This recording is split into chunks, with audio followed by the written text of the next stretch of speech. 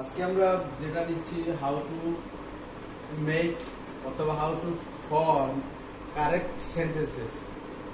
So I would like to focus highlights on this structural form। যেমন এখানে আছে যে হি ইজ লাইকলি টু কাম।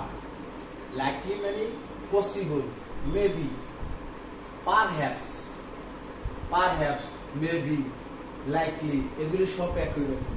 তো কি হলো, পারহ্যাপস, মেবি, প্রবাবলি, লাইকলি সব এক। তো এইভাবে যদি আমরা লাইকলি লিখি, এর আগে একটা টু বি ভার্ব লাগে, এটা ভার্ব দিতে হয়, একটা টু বি ভার্ব ব্যবহার করতে হয়, টু বি ভার্ব ব্যবহার করতে হয়। সেই জন্য লিখেছি he is likely to come, সম্ভবত আসতে পারে, অথবা হি মে কাম। সেম মিনিংটা সেম, কিন্তু স্ট্রাকচারাল দিক দিয়ে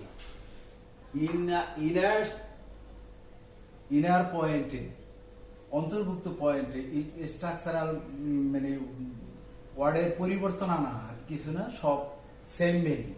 তো হলো he is likely to come, অথবা হি মে কাম, অথবা হি মাইট কাম, মানে সে আসতে পারে নাও আসতে পারে, এরকম। পরেরটা লেখা আছে ইট ইজ লং সিন্স। এখন এই সিন্স এর আগে যদি প্রেজেন্ট টেন্স অথবা ফিউচার টেন্স থাকে, তার পরেরটা পাস্ট টেন্স করতে হয়। প্রেজেন্ট ফর্ম হলো এম ডাবল ইট মিট, তাহলে it is long since I met you last, এটা হলো প্রেজেন্ট। তো এই সিন্স এর আগে প্রেজেন্ট অথবা প্রেজেন্ট পারফেক্ট, তার মানে এটা প্রেজেন্ট টেন্স।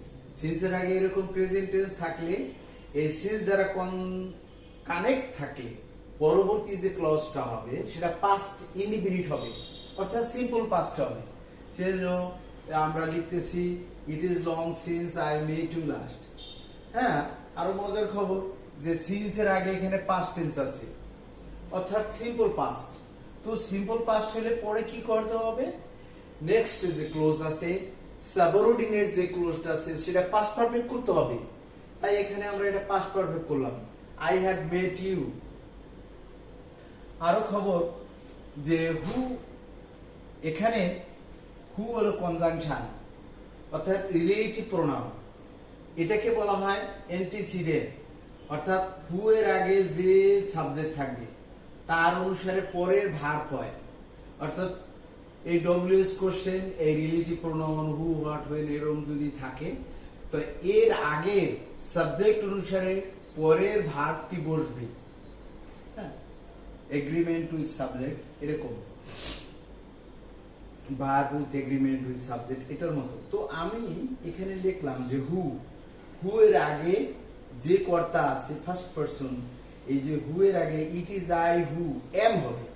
আমি বলতে চাচ্ছি কি, আমি বলতে চাচ্ছি এইটা যে এই যে হু, এই হু এর আগে যে অ্যান্টাসিডেন্ট সাবজেক্ট আছে, অ্যান্টাসিডেন্ট যে সাবজেক্ট তার অনুসারে পরের ভার্বটি হয়। এই যে আম বলছি ইট is I who am to blame, এর জন্য আমি দোষী, এর জন্য কি আমি দোষী।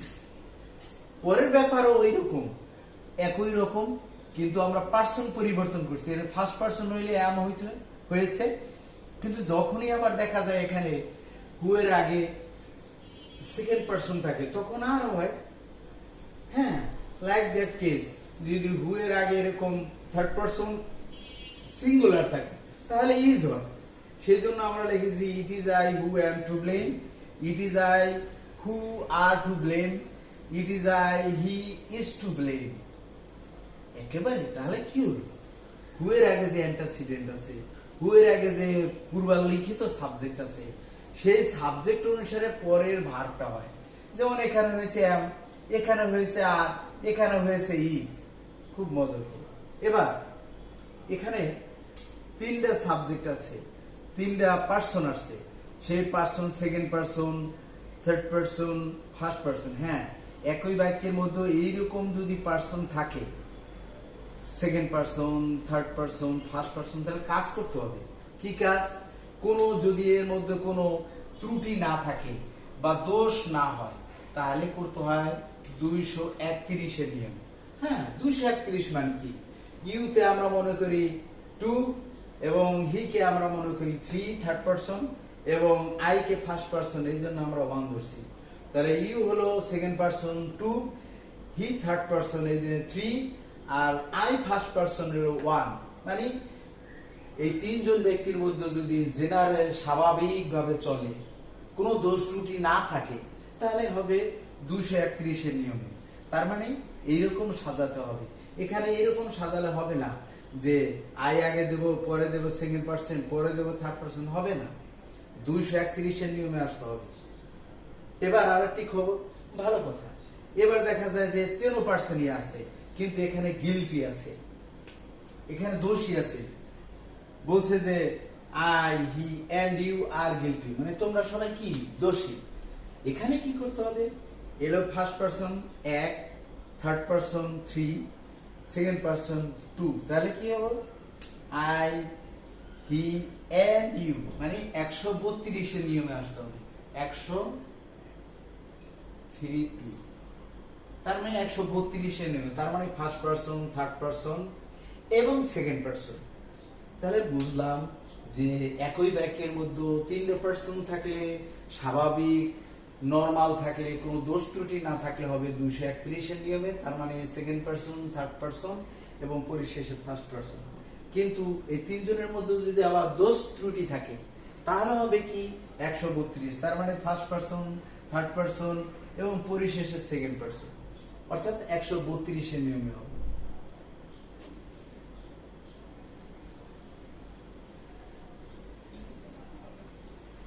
এবার আরেকটি খবর, এই যে লেখা আছে এনপি অন, মানে নাউন প্রোনাউন অথবা নাউন ফ্রেজ অথবা নাউন প্যাটার্ন, নাউন প্রোনাউন অথবা নাউন ফ্রেজ অথবা নাউন প্যাটার্ন। ভালো কথা, এই যে এনপি অন দিয়েছি, এনপি অন দিয়েছি মানে একজন ব্যক্তি, হি থার্ড পারসন, এই যে এখানে থার্ড পারসন, হি দিয়েছি। এরপর দিলাম কি দেব? এই যে ভিটি দিলাম, মানে ট্রান্সিটিভ ভার্ব। এরপর এনপি টু দিলাম, তার মানে আমি বুঝাচ্ছে। এরপর লেখা আছে এ গুড নিউজ, ভালো কথা, এটা এনপি থ্রি দিলাম, তার মানে কি গাণিতিক নিয়মে কি হলো এটা, যে এটা দিয়ে এনপি ওয়ান বুঝালাম, তারপর এটা দিয়ে V two verb, transitive verb বুঝালাম, মানে সকর্মক ক্রিয়া। এরপর পর্যায়ক্রমে আসলো এনে মি, এখানে ইনডাইরেক্ট অবজেক্ট, এই মি কে আমরা এনপি টু ব্যবহার করলাম, এবং ডাইরেক্ট অবজেক্ট হলো এ গুড নিউজ, এইটা আমরা কি এনপি থ্রি ব্যবহার করলাম। তো হলোটা কি, যে এটাকে আমরা বললাম এনপি ওয়ান, এটা ভিটি মানে ভার্ব অফ ট্রান্সিটিভ, এটা হলো এনপি টু, পরেরটা ভিন্ন আলাদা হওয়ার কারণে এনপি থ্রি হয়েছে, এইরকম। তাহলে বুঝা গেল আরো একটা নিয়ম, যে যদি দেখা যায় যে ইনডাইরেক্ট এবং ডাইরেক্ট অবজেক্ট থাকে, তাহলে আগে ইনডাইরেক্ট বসে পরে ডাইরেক্ট, তার মানে আগে প্রাণীবাচক ব্যক্তিবাচক পরে বস্তুবাচক হয়। এইভাবে he sent me a good news, অথবা he sent a good news to me, এরকম হতে পারে। তখন কি করতে হয়? তখন একটু এর মাঝে এর ফের করলে, অর্থাৎ এনপি থ্রি আগে আনলে পরে এনপি টু দিলে এর মাঝে একটা প্রিপোজিশন দিতে হয়, সেটা টু, এবং ব্যক্তি বুঝাইলে, ব্যক্তি সমর্থিত হলে, আর ডেটিভ অফ ইন্টারেস্ট হলে, ডেটিভ অফ ইন্টারেস্ট যদি হয় তাহলে ফর হবে। এবার আর একটা বিষয় এখানে লিখছি NP on VT, NP on মানে নাউন প্রোনাউন অথবা নাউন ফ্রেজ অথবা নাউন প্যাটার্ন, তারপর লিখছি VT, VT verb of transitive. এরপর এনপি টু, আবার নিয়ম অনুযায়ী, গাণিতিক নিয়ম অনুযায়ী এনপি টু এর পরে আবার এনপি থ্রি হওয়ার কথা, তা হয়নি। এখানে হয়েছে এনপি টু এর পরে এনপি টু, কেমন যেন কথাটা। তো দেখো, উই মেড হিম ক্যাপ্টেন, বা we made him chairman, we made him king, king কে আলাদা ব্যক্তি নয়, এই যে এনপি টুই হচ্ছে এর র্যাঙ্ক বা পদবি বা প্রফেশন, এটাই হলো তার এই হিমের এই প্রফেশন, এই জন্য ব্যক্তি একই হওয়ার কারণে এনপি টু রয়েছে। এই হলো বিষয়।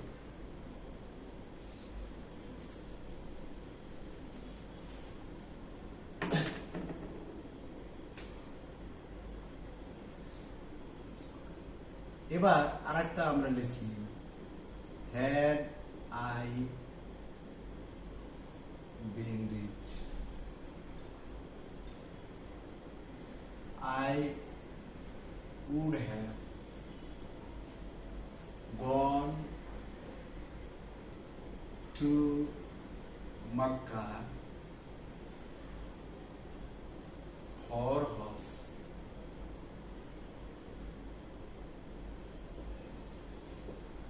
মজার খবর, এটা থার্ড কন্ডিশনে বুঝাচ্ছে।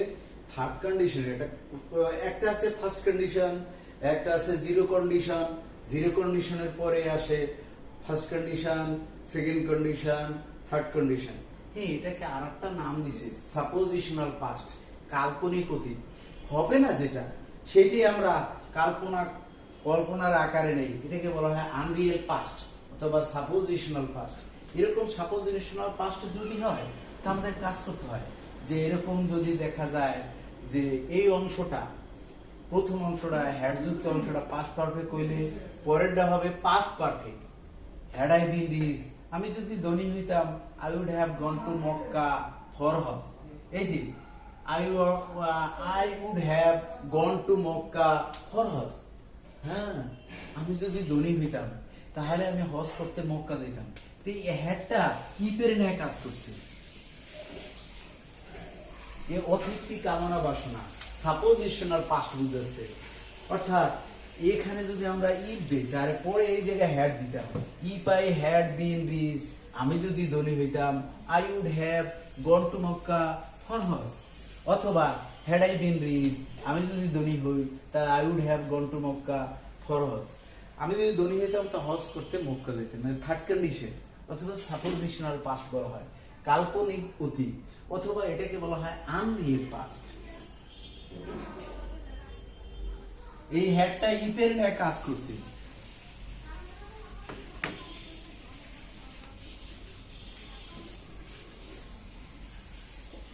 With whom do you leave.